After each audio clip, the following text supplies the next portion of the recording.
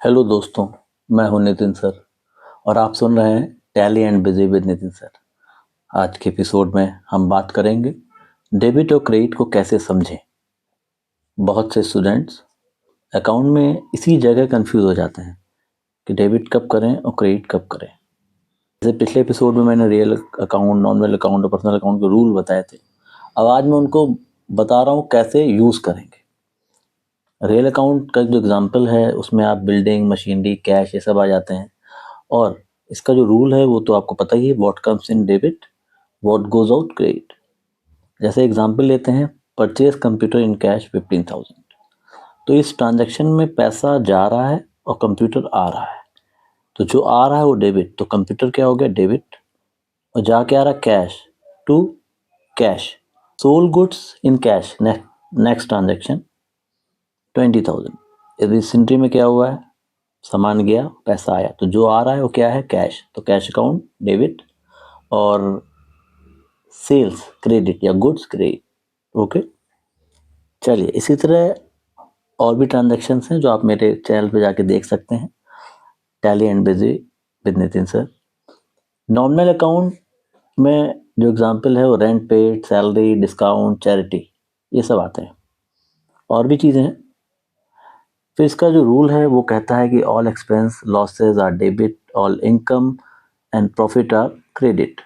तो इसमें एग्जांपल लेते हैं हम, रेंट रिसीव 5,000। अब रेंट रिसीव मतलब पैसा मिल रहा है, रेंट के रूप में क्या मिलेगा, पैसा मिलेगा। तो हमारे बिजनेस में क्या आ रहा है, पैसा। तो कैश अकाउंट क्या हो गया, डेबिट।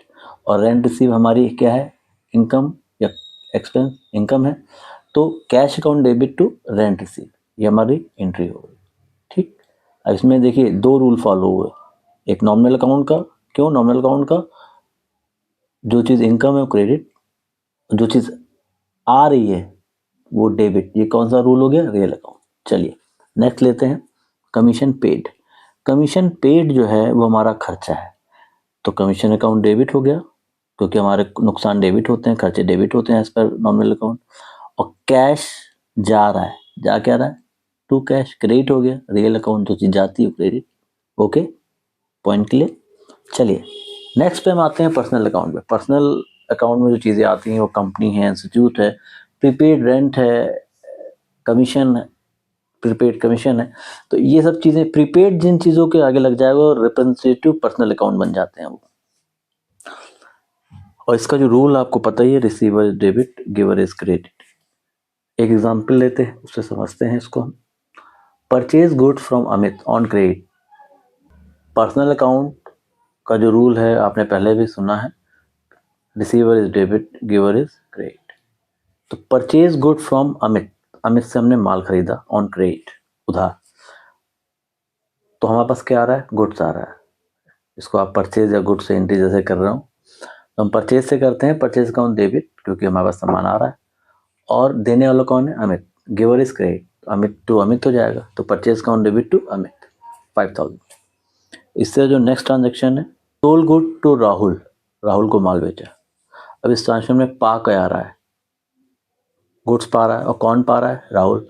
तो पाने वाला as per personal account, receiver is debit, पाने वाला राहुल डेबिट हो जाएंगे।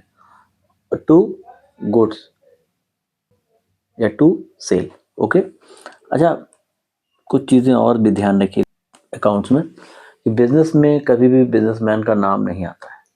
अब उसने कैपिटल लगाई है बिजनेस में, तो cash account debit to capital, cash आ रहा है, किसके रूप में आ रहा है, कोई कैपिटल के रूप में। व्यक्ति का नाम नहीं आएगा, इस व्यक्ति ने इतना पैसा लगाया ना, कैपिटल के रूप में। ठीक। अगर बिजनेसमैन ने कुछ पर्सनल यूज के लिए बिजनेस से निकाला है, कैश निकाला है, तो वो ड्राइंग हो जाएगा। सामान निकाला तो ड्राइंग हो जाएगा। वो ड्राइंग मतलब आहरण। जब भी बिजनेसमैन अपने पर्सनल यूज के लिए बिजनेस से कुछ पैसा या सामान निकालता है तो ड्राइंग कहलाता है। ओके।